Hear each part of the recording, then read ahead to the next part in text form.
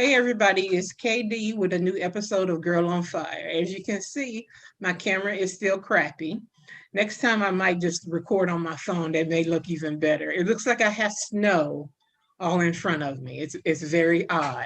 But today I have Elena Graf with me. She's gonna do a wussy hot sauce because she was not prepared. So this is gonna be interesting. She had a Goya hot sauce and some sriracha that's never been opened. So she's going to do one of those today. And I am going to do Hoff's Southern Stinger. It is a habanero scorpion hot sauce. It has orange juice, carrot juice, jalapenos, habaneros, chipotles. So I really like their sauces. I really like their ghost pepper sauce. It's excellent. It comes in like a huge bottle, and I ate it in like a week. So I put it on everything from breakfast to lunch till dinner. So I'm interested in trying this one. This is the one I've had for a while. So I want to see what that tastes like. So Elena, which one are you going to do? I'm going to do the sriracha, I think. Okay, she's going to do the sriracha, everybody. Ooh, sriracha. Okay. So So, do I taste it the same time you do? you can, yeah. Go ahead. Go knock No, yourself I'll out. wait. I'll watch your face. Okay.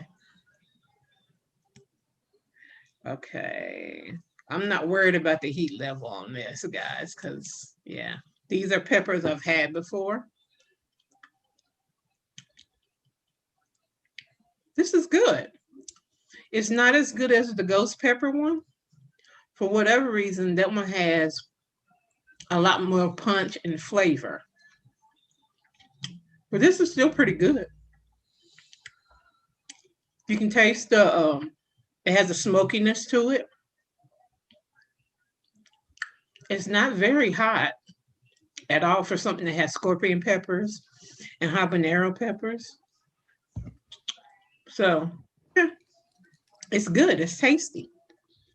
It could be. It's like it's almost like a Louisiana hot sauce because it doesn't have a lot of heat, but it's got good like vinegary taste. Hmm, okay. It has a little bit of heat, but not a lot. So yeah, I'll definitely be using this one.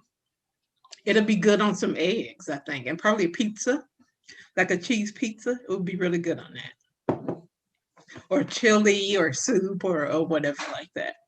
So yeah, it has to be something really hot to get me. I've tasted some really hot stuff, and then I've tasted some really awful stuff. So, but that one was probably maybe a 5.5 or 6 on the heat level. And but I would say it's probably an 8 for taste. But it wasn't very hot considering what it has in it. But it was very tasty. Sounds good. Hmm. So Hmm. I've never even had this kind of thing before. So this is a Really? yeah. You know, Sriracha's not really I hot. It's live in Maine. We don't eat that kind of stuff you up don't eat here. spice. No, we don't. We we're pretty bland probably. Oh, People eat that's a so lot of sad. fish, and and this doesn't always go with that kind of thing. Yeah, But that's all true. right, so I'm going to do this now. Oh,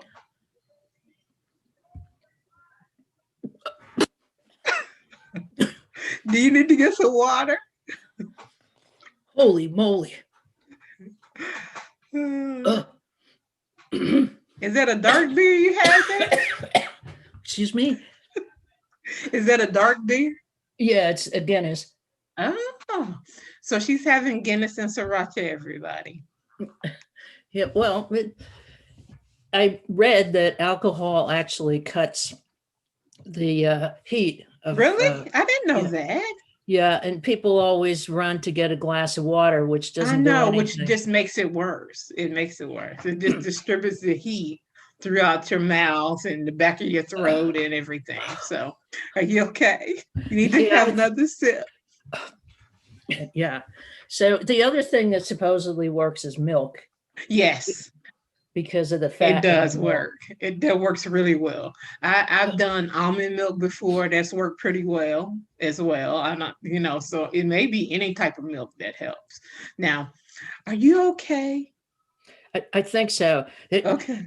The last time I had an experience like that, I used to be the gardening editor for a book company. Uh-huh. And so I would grow the things that we wrote about, you Oh, know. really?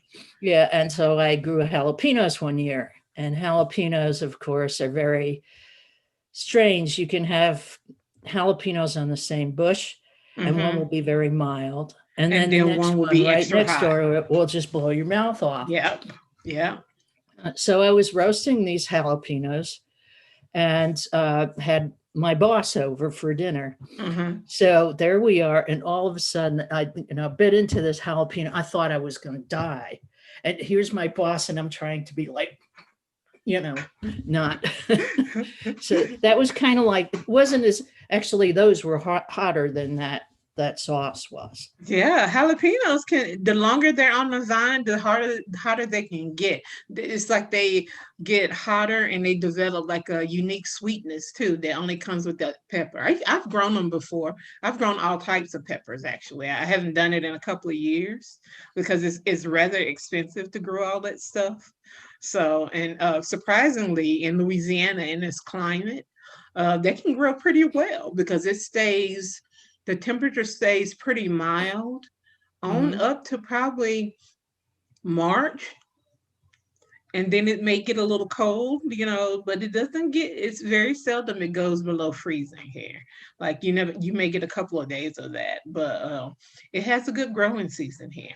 So I've grown habaneros, I've grown Scotch bonnets, Ooh, they're hot. uh, yeah, I've grown a whole bunch of stuff. I can't remember everything, but I still have bags of peppers in the freezer. So, so yeah, that I use every once in a while. I'll throw them in like soups or or chili or something like that to add some heat and a little bit of flavor. So yeah, I consider myself like a pepper aficionado, I guess you could say. So so yeah, so I've tasted. I've not had a Reaper, which I've had a Reaper hot sauce, but I've not had a Reaper pepper, which is the hottest pepper in the world. I'm not that stupid. I'll do the hot sauce because it's diluted. So, but I don't think I would ever just sit and eat a Reaper pepper. There would be no reason for me to do that. I'm just that's ridiculous.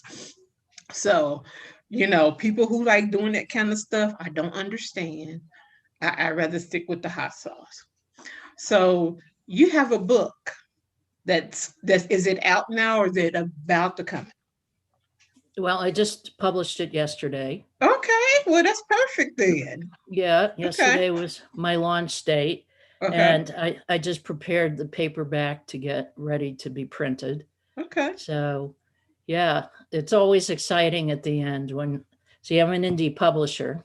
My uh, imprint is Purple Hand Press, Oh, and okay.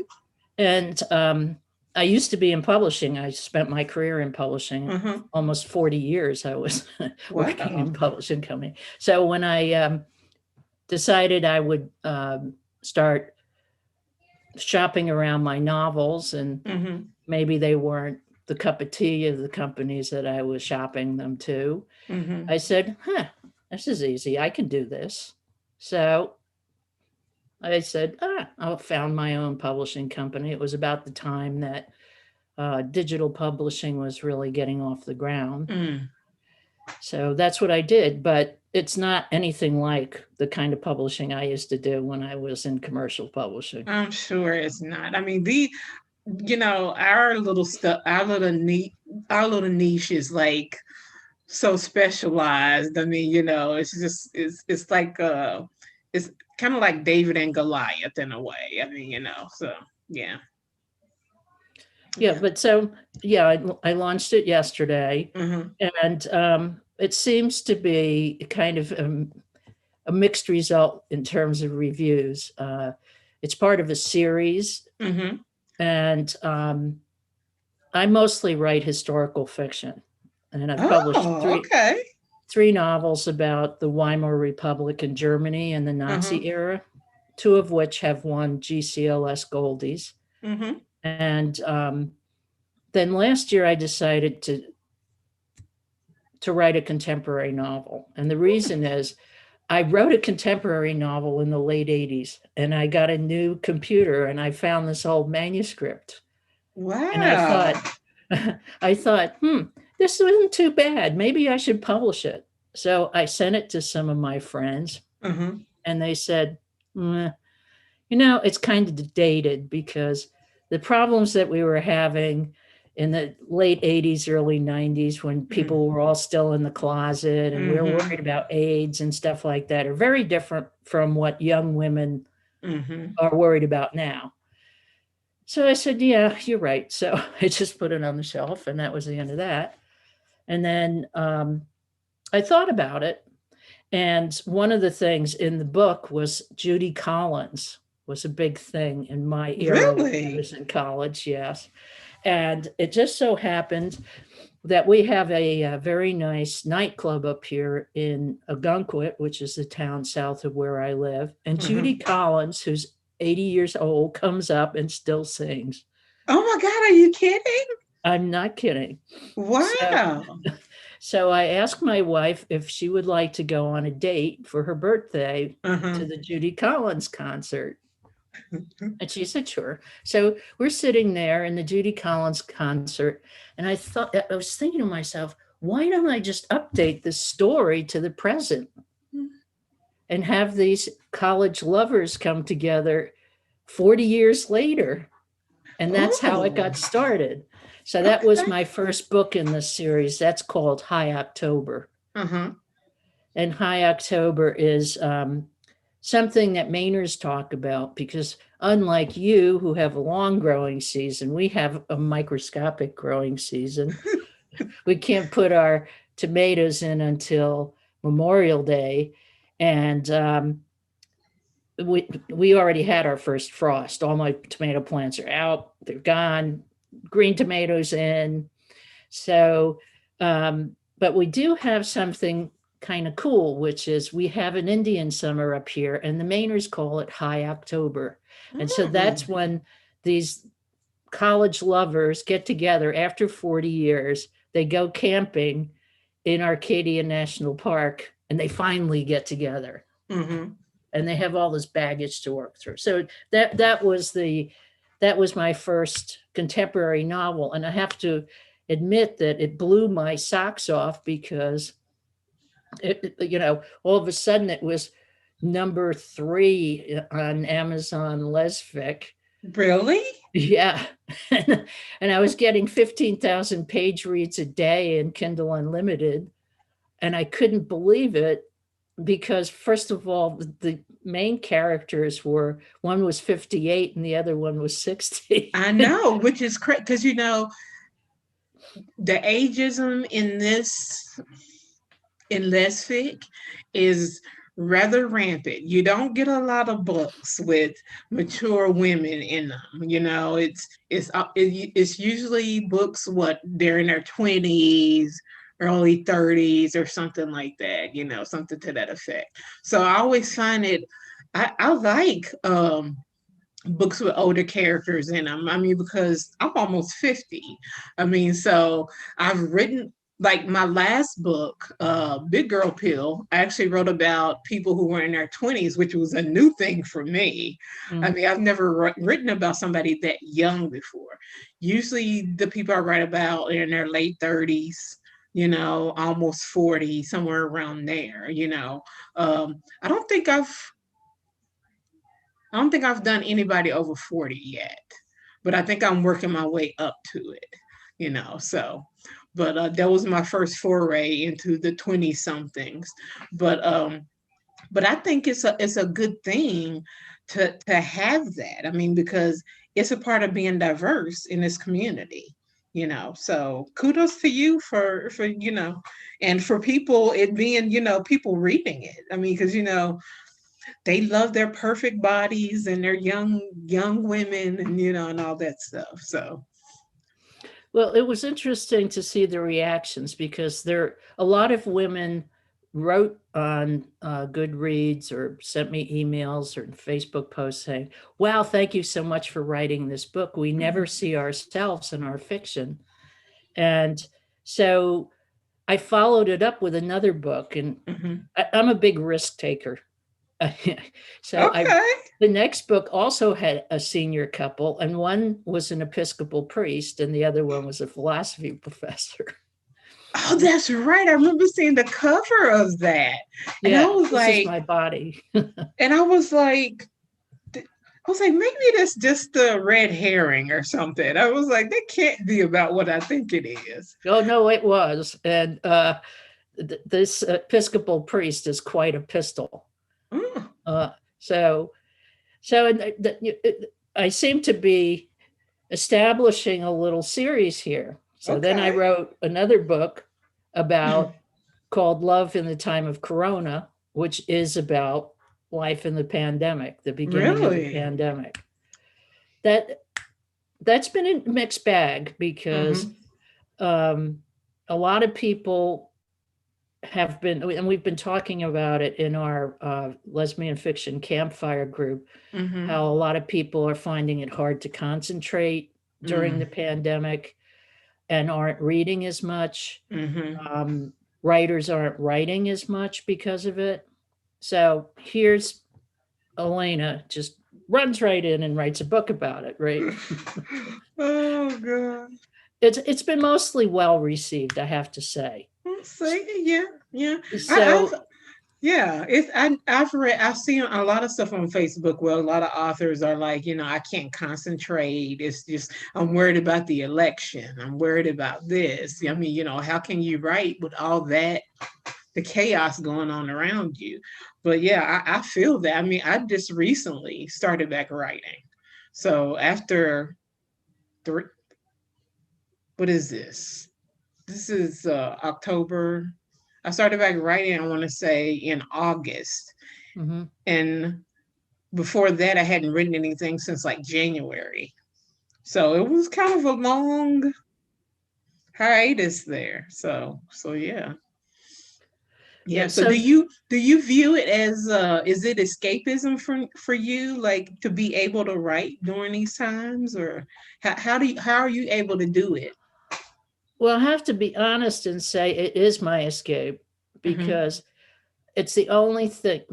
I can't read because reading is too passive, but I Mm-hmm. can write because I have to really be engaged. I Mm-hmm. have to use all parts of my brain to write. Mm-hmm. Um, and it's the only thing that keeps me from sort of, running around the block screaming sometimes I know, right?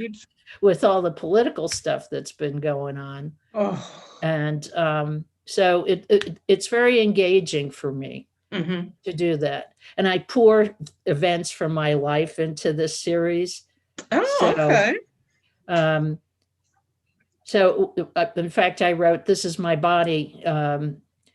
There's a character who loses her mother during that book, Mm-hmm. and I wrote it sitting in my mother's hospital room. Mm-hmm. So it was my escape from, Mm-hmm. um, I understand but totally. Yeah. Yeah. so this last book called Thirsty Thursdays was Mm-hmm. named after a bunch of parties my brother, who's gay, and his friends used to have. And, the name's been around for years. It's Mm-hmm. from colleges. They used to get together because they didn't have classes on Fridays. So Mm-hmm. they'd get themselves all crocked on Thursday nights. Yeah. So that's where that name came from. And so the novels started to move away from being romances. There's always a new couple introduced in them, but they're not romances anymore. They're about the community and how the Oh. community pulls together during this crisis and how this group of lesbians interacts with one another. Somebody said it's kind of like the L word for the geriatric set Oh my God. because they're all older. They're not antiques. They're in their 50s and 60s, Mm-hmm. but they're not 30s and 40s and Mm-hmm. 20s with beautiful bodies. So it's been an interesting experience to do this last one because it's the least of a romance. It's most about the community and how people interact and Mm-hmm. how they form alliances and how, you know, how lesbian culture is kind of incestuous. Mm-hmm. So one of the things that happens in this book is that there's a kind of impulsive kiss because there are two characters, Dr. Liz Stoltz, who's the town doctor, and the priest, Mother Lucy. Mm-hmm. They go out fishing one night on Liz's boat, and Liz kisses her, and then all of a sudden, and it's totally impulsive, but all of a sudden it just ripples right through the community, upsets both of their relationships, their friendships. It's just a mess. So that's part of the plot of Thirsty Thursdays. Okay, that sounds very interesting. So that's actually rather bold of you. I mean, because as they say, romance is the biggest seller, you know, in our community. Well, overall, period. I mean, romance is like, the biggest seller. So, yeah, that's bold of you to not have the cornerstone of your book to be that. I think it's a good thing, actually. So it sounds very interesting. I like having like really fleshed out almost 3D characters in a book. And sometimes I think you can't always do that in a romance. Not always, because there is a romance formula. And unfortunately, if we don't follow some aspect of it, we don't get the reviews that we want. We don't get Mhm. it doesn't sell the way we want, or, anything like that. So good for you for, kind of going out on the ledge there and saying, okay, this is still lesbian focused, but it doesn't have to be romance focused, so yeah. Okay. But it's interesting because after I did the reading, one of the things we do in the readings, which we've had this reading program going for a couple of months, we have a Mm-hmm. Q&A with authors in Zoom, and anybody who came to the reading or didn't come to the reading wants to just talk to the author can show up. Mm-hmm. And I was the one who read last week, as I said. And so one of the things I realized was that I don't write lesfic. I write fiction with lesbian characters. Okay. And and I think romance and sex are important part of books Mm-hmm. with lesbian characters too. Mm-hmm. And that whole dynamic we have falling in love and being in a relationship. I've been married to my wife for, well, since 2007, but we've been together almost 40 years. Wow. Yeah. So, that's a different dynamic Mm-hmm. than when I first met her when I was 27 years old, you know. Mm-hmm.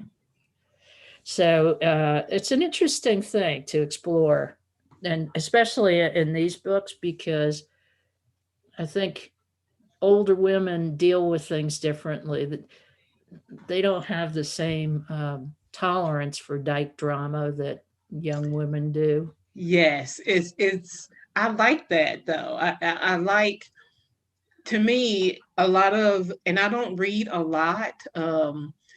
I'm very selective about what I read because I found that if there's younger characters, the whole conflict is lack of communication, fear of commitment. I mean, they're not talking to each other. Does she like me? I mean, Mm, and it's just like they're running around and they're doing these immature things. I like I like characters who talk to each other, who communicate, who kind of don't take any bullshit. I mean, who just say if it's a spade, they call it a spade, and it is what it is. I like those kind of characters. I think there needs to be more of them. So even if we're writing about younger people, I mean, there's some young people who have older souls. I mean, who don't tolerate a bunch of bull either. I mean, so I like that. I mean, to me, it's a departure from what's out there, because I do sensitivity reads as well. And so a lot of times it's like almost like I'm reading the same book over Mhm. and over, but with different, it's different people in it, but it's the same book, kind of, sort of. I mean, so it's always nice to have that fresh outlook and just that fresh thing out there. I mean, so people are either gonna kind of glom onto it, or they're gonna look at it and go like, that's not what I thought it was. I mean, so, and you were saying that the reviews are kind of mixed. Like, what do you mean by that? Well, for example, well, I don't have a lot of reviews yet for this Uh-huh. book because it just came out Yeah. yesterday, Uh-huh. literally. But there are some people who read the first two books, which are more classic romances, Mm-hmm. girl meet girl, and etc. Mm-hmm. Uh, but the last two books have been more this kind of community thing where it's told from multiple points of view of the Mm-hmm. different characters in this town, fictional town of Hobbs, which is Mm-hmm. really Wells, where I live. In Mm-hmm. fact, you can navigate around my town from the books. But it's, I think they were expecting it would be another romance Mm-hmm. with older characters, and it's not. There is a couple that meets and gets together in the book, but that's not the focus of the book. Mm-hmm. The focus of the book is these four couples and how they interact with each other in the couple as well as with the other characters in the Mm-hmm. story, because they're all interrelated and friends and have different roles in the town. And Mm-hmm. so I could see that this one reader rated the first two books with 5 stars. Well, this last one she gave 3. So, you know, I I could pretty much guess it's because it's departing. And I Mm-hmm. think people are sort of twigging to the idea, well, Elena's not writing romances anymore. She's writing about this town of Hobbs and this community and what's going on. And, Mm-hmm. you know, uh, the thing is, too, that with older women, first of all, I have plenty of miles under my tires, and I just don't have the patience for that stuff anymore. Mm-hmm.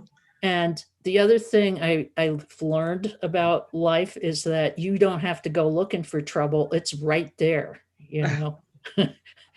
There's plenty of stuff in life that's challenging, This whether is it's you true. you Yeah. lose your job, or we have a pandemic, or we have a president that A crazy probably president. who You needs to be got, locked up. yes, yes. And So, then you have Susan Collins in your state. I mean, my gosh. I mean, yeah, yeah, and Susan Collins is okay. I mean, she is a moderate, but she blew it with the Kavanaugh thing. yeah. So she's got to go.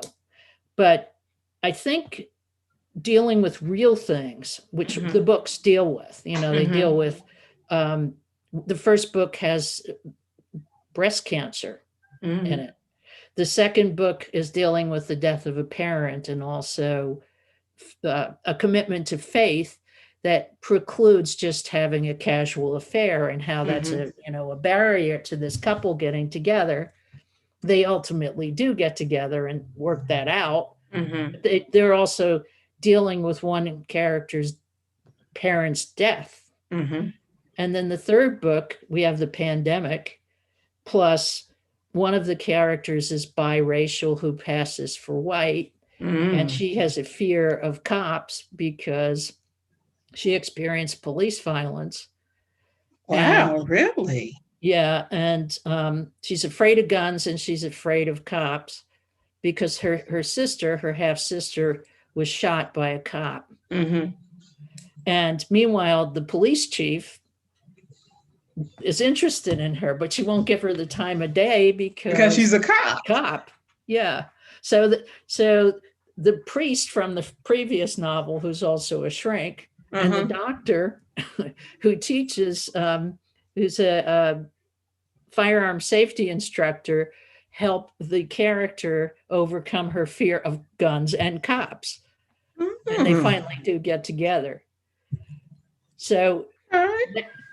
yeah. So the next book, the one I just published, they're trying to get over all this stuff. Meanwhile, all the stuff that we know is going on right Mm-hmm. now with Black Lives Matter and Mm-hmm. cops shooting black folk, and all of the demonstrations and everything just sets off this character again, which would be expected, and so they Yeah, have to work all that out. definitely. Yes. I mean, how with her fears? I mean, how she has to be affected by that? I mean, So yeah, that makes sense. Just like we put in trigger warnings in books Mm-hmm. about things. um, oh, and also one of the characters in the earlier books was raped. That's another thing. So Mm-hmm. these guys experienced real things in their lives that Mm-hmm. made a big difference, and you don't need the "does she like me?" or "should I talk to her?" because they have such real baggage in their lives Mm-hmm. to deal with. Mm-hmm. See, I would want to read your books because they sound different. They sound like a departure from, like you said, the will she talk to me, and all that stuff. I like I like to have a book that has something I can chew on. It's not just all this superficial stuff that's going on. I would definitely read your books Well, because I'll send them to you, Katie. well, by all means, please do. In fact, I have like a nice little shelf of past authors who have sent me books, and I'm like, I'm actively working on a novel, so I don't read.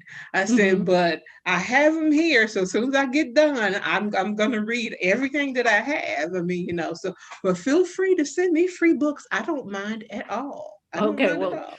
let's talk after the show and you can Okay, give me we the sure will. particulars. So, do you have like a book cover or anything you want to show? Or do you have like a? You know, that's a good question because I don't know that because the paperback isn't out yet. Yeah, So, yeah. and the thing that was kind of cool is that my friend Corey designed it for me. I've been Mm-hmm. designing my own covers. Uh, Let me see if I can find it on Kindle. And I might be able to show it to you. Okay. Oh, hold on just a minute. I don't know if you guys can see this because it's on a screen. No, you can't Oh, really. I like that. See, it's kind of hard when I it's like just a, that though. Yeah, I like yeah. that. I like the sunglasses and the long. Yeah, I like that. Yeah. Well, in Okay. this book, there's a very wealthy hedge fund manager who's depicted on the cover, who's a Mm-hmm. Republican. Oh, that's a bad And word. and all the other ladies are not Republicans. Mm-hmm. And not only is this lady very wealthy, she's very bossy and throws her weight around, and she's alienated everyone because she's Mm-hmm. kind of uppity. So it's her being she's not an ice queen or anything like that, but she Mm-hmm. gets melted. She wants to change at this point. She's been through some stuff herself. Okay. So it's it's I think it has merit. It's just not the formula.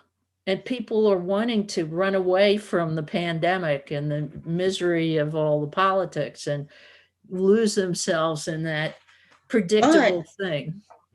it's timely because if the one thing we need right now is community, because we don't have that right now, and that's part of the problem. So I think what you're saying about how these characters and how these personalities mesh and try to, cope with a lot of things is what we're trying to do right now, and if they're able to come out of it stronger, which we're hoping that we're able to do the same, I think that's very timely. And I think, if you have a careful reader who looks beyond that romance formula, and they'll be able to accept it for what it is and see it for what it is, and kind of like latch onto it and say, okay, I see, so good luck. I mean, but that, to me, that sounds like it's something that should actually blow up for you. I mean, don't get me wrong. I know a lot of people, like you said, a lot of people are not reading right now, uh, but there's still people who are, and there's some people reading for escapism. There's some people reading for entertainment, and there's some who like an aspect of realism, and it's going to be those people who glom on to your book. So I would definitely do that. I mean, so it sounds like, something that's just needed. Well, it's interesting because one of my friends said to me that it's clear that I'm really a historical fiction writer. But Mm-hmm. what I'm doing is I'm actually writing contemporary history. I'm writing it as it happens. Mm-hmm. Like journalists who write books about political campaigns or, Mm-hmm. whatever. And they have ultimately turn out to be historical documents Mm-hmm. because you're telling the events as it happens. Mm-hmm. So in writing these books, and it's really interesting, I never thought about this, but there's so much logistical stuff involved in describing living in the pandemic, Mm-hmm. about how people sit in a room when they're with a therapist, or when you go to the doctor's office, keeping your patients out in the parking lot and then Mm-hmm. calling them when you're Yeah. ready for them, and Yeah. all the um, PPE, PPE and the yeah, temperature taking, and exactly. yeah. And you have to have it all kind of worked out so that, and who's in your social bubble, and Mm-hmm. how to get a test. And I never even thought of it. And as I've been writing these books, I've been keeping track of the events as they happen so that they're in the right time Mm-hmm. sequence. And I never thought about that being such a thing in a book, Mm-hmm.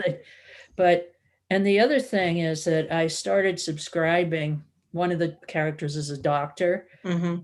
to this newsletter the doctors read, and Mm-hmm. every day there's a new thing in it about COVID, I'm about sure. Yeah. multiple organ involvement, whether or not these drugs that are talked about are Actually work. Yeah. actually work. Exactly. So it's so amazing the amount of information that you need to consume to do something about Mm-hmm. this pandemic. Beyond, I mean, I researched that whole the Nazi period inside out. I read about 50 books or so on it, and Wow. plus I interviewed people for Mm-hmm. literally, because I was working on it for a long time. So that kind of research, I'm not a stranger to that kind of Mm-hmm. research, but I never imagined writing something contemporary would demand that level of detail to make it be believable. So So would you anyway, consider, with everything that's going on with the election and your work you're doing, to oust Susan Collins, that could be a novel within itself. I mean, the byproduct of the election. I mean, how it affects community and things of that nature. I mean, that's a whole nother novel that you could dip into, actually. So oh yeah, and I mhm. think that's part of the in this past novel that I just published, that animosity between the political parties and Mhm. um, the the hedge fund manager character says, "Oh, you're one of those because the woman who comes to renovate her bathroom is wearing a mask." And Oh my gosh. there's that kind of stuff, and people not wearing them properly, The and under the yeah. nose or under the chin or hanging from your ear or whatever they do. Yeah. Okay. Okay. Yeah. That's fair. That's fair. That's yeah. I like you. I think I would like your Thank you. stuff. Definitely, definitely. Like I say, I'm very selective about what I read, and it's just, and I know, like I said, there's a market for everything, and I have nothing against, you know, your bubblegum romance, and all that stuff. I'm just not in a place where I can read those anymore. So I like things with bite, something I can chew on. It doesn't have to be a romance. It doesn't have to have hot sex in it. I just want to be immersed. I mean, and I think, readers who read my work, even though I do write romance, I think as well, they want to be immersed in something that's not just the same thing over and over and over again. So yeah, I definitely feel that way. I mean, it's just like, okay, no, I can't handle this. I mean, so I need something that's gonna like wow me and something that's different. So yeah, definitely, definitely. So, well, good luck with your book. But Thank you.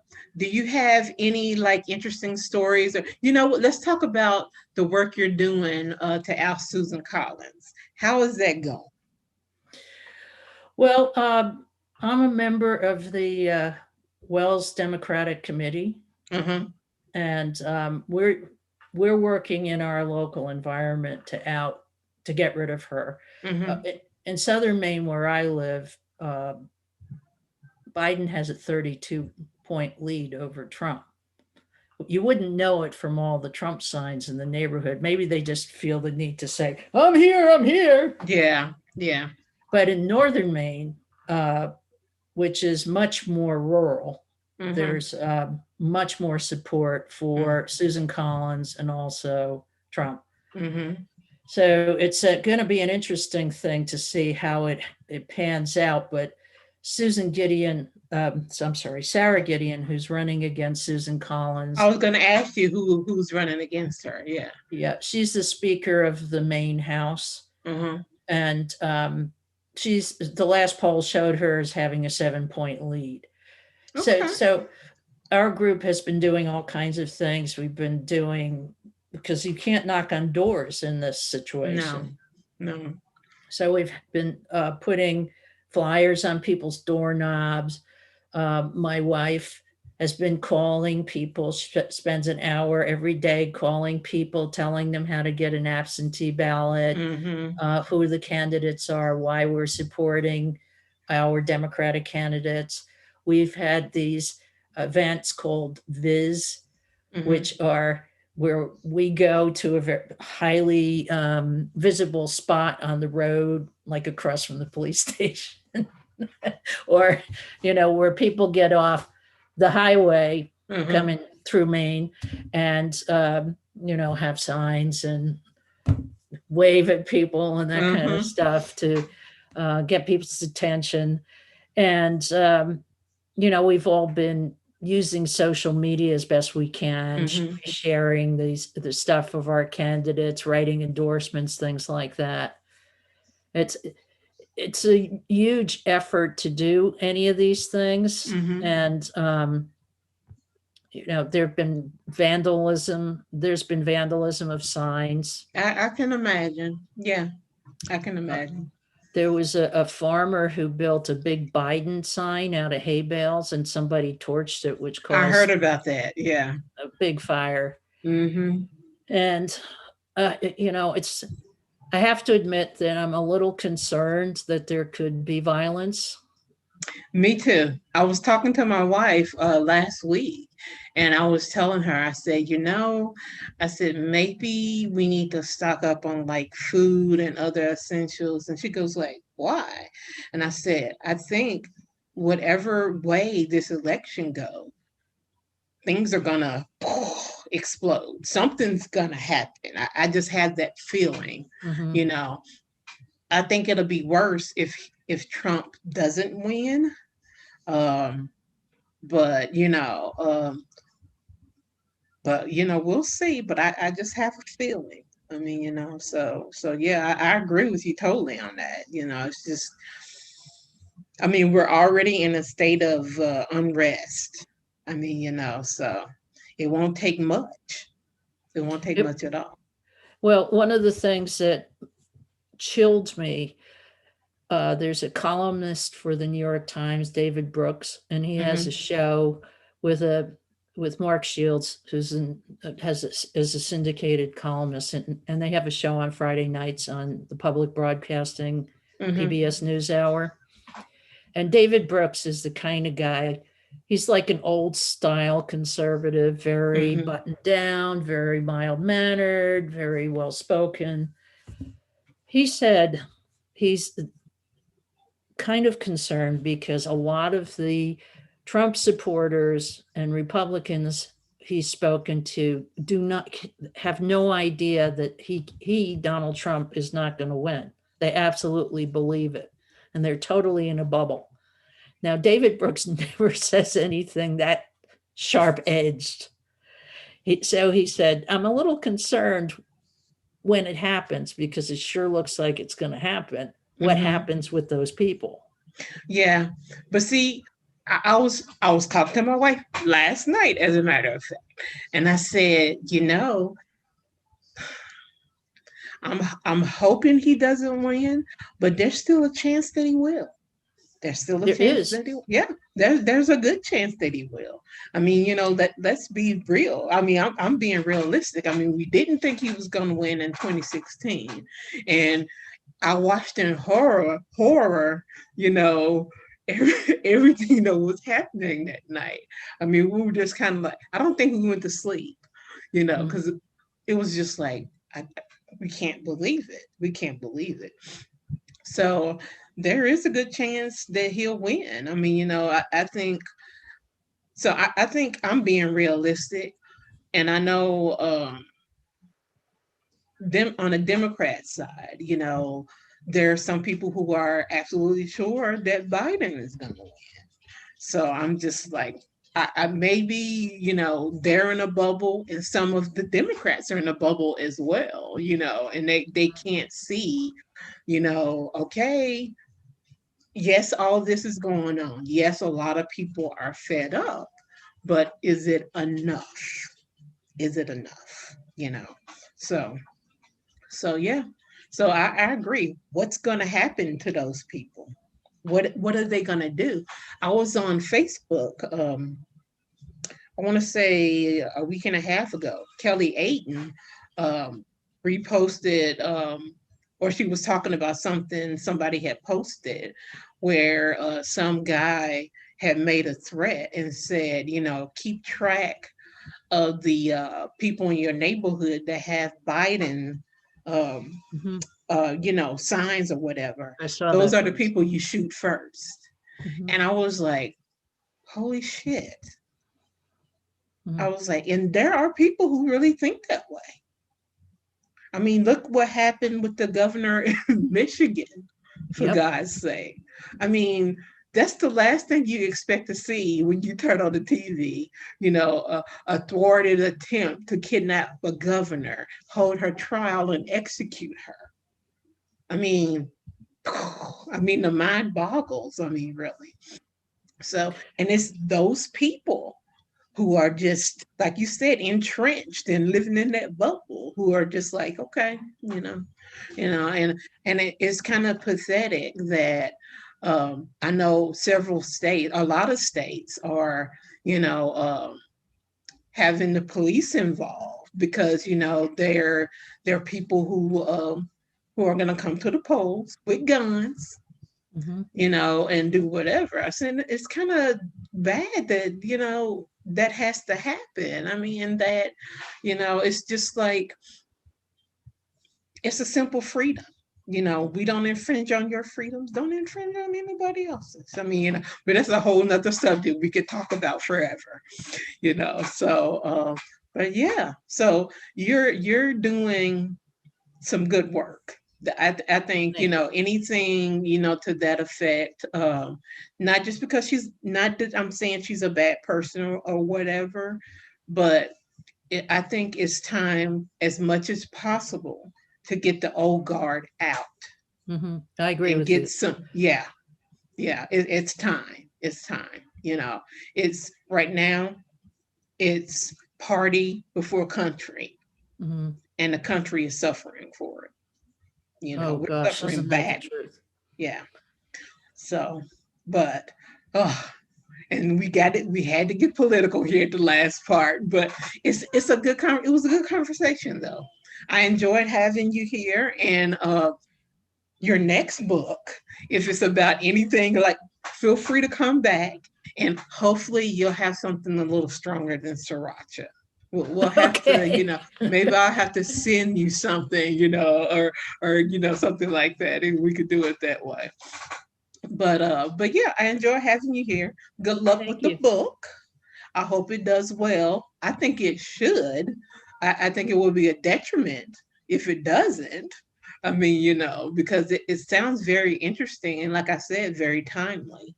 And it may be like the punch of reality, I think, that our community needs. So Well, that I is. think if you have a book, even if it's about a serious topic, but it Mm-hmm. makes a positive statement Mm-hmm. and shows that things can end well, I Yes. think that's a good thing. Yes, I So, agree totally with you. I agree totally. So, and just to let you know, what I usually do once I put everything together, I go and I take I either like take the image you have on Amazon or whatever, and I use that, and I put a graphic with your information or anything like that on there with your link, for people who want to buy, or stuff like that, to help other authors out, so to speak. So well, that's great. yeah. And So can I just ask, everybody, go uh, go ahead. so you're on track with your project that we all were involved in to help you get your surgery? I am. I raised all the money I need. That's I great. have a appointment with my surgeon in December. She's going on maternity leave after that. Um, but I think when I go to the appointment in December, we're going to solidify a date either in late March or early April Mhm. to have it done. I mean, there's some things I have to work on to get ready for it. I have to I have to lose like 50 more pounds to make the surgery as safe as possible, which is something I've been working on anyway. Because it's a major surgery.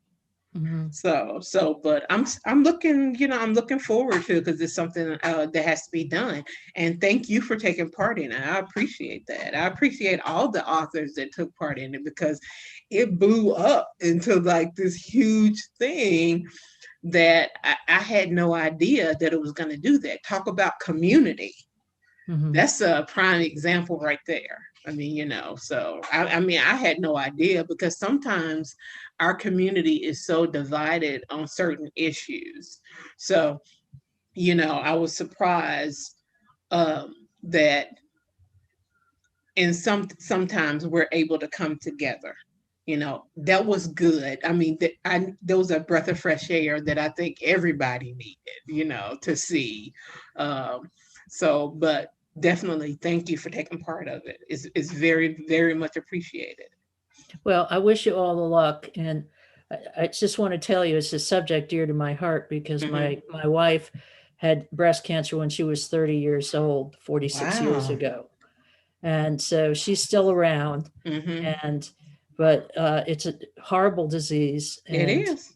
and we all need to support other women to Yes. deal with it the best way we know how. Yes, in whatever way that they're going to deal with it, it's their choice, about how they're going to do it. I mean, Mhm. so definitely. I mean, I've had people uh, ask me, are you sure you want to do that? And, I was like, what's the alternative? Mm-hmm. I mean, I have a huge chance of developing breast cancer, huge chance. So the alternative is to have the removal now or later and have to go through chemo and all the other things. So it just seems like to me, this is what's best for me. It's just life without breast to me is life. Mm-hmm. That's the main thing. That's the main It's thing. life. Mm-hmm. Yeah. It's like it's like the whole thing with the pandemic. I mean, I see people doing the stupidest things, and I'm just like, is it really worth it? Is it really? I mean, it's going to the beach worth being on a ventilator. Mm-hmm. I mean, to me, nothing is. I mean, it just doesn't make sense. It doesn't make sense. So I'd rather be sequestered for the next 4 months. I'll be alive versus, the alternative. Yep. No, So I agree with you. yeah, Absolutely. yeah. Well, good luck with that. And I hope you keep us all posted how Oh, you're I doing. will. I will. I haven't been on social media a lot lately because I've been busy with work. But yeah, definitely, definitely. But I tell you what, on the topic of your books, I'll message you my address Okay. and you can send them whenever you want to. All right. I will. And Okay, thank you so so much for having me. no problem. I enjoyed it. You're a very interesting person. Thank you. So have a good night. You too. Take care, Katie. You too. Bye. Bye.